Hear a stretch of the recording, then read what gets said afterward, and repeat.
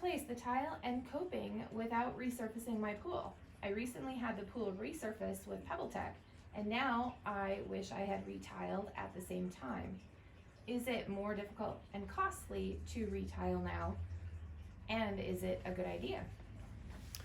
Well, it's the easiest and most effective way of doing it is before you replace the finish of the pool.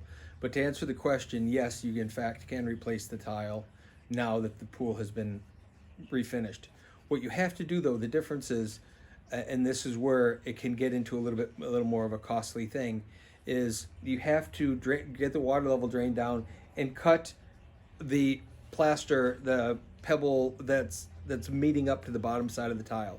So you've got to cut all the way horizontally, all the way around the pool. That way, when you chip and remove the tile, you don't chip the plaster finish as well. Because if you chip out some of that pebble, it's going to be very difficult to try to patch and match that. So your better option is to make sure you cut all the way around deep enough that as you're pounding on and chipping away to break that tile and that mortar bed out, you're not damaging the pebble itself.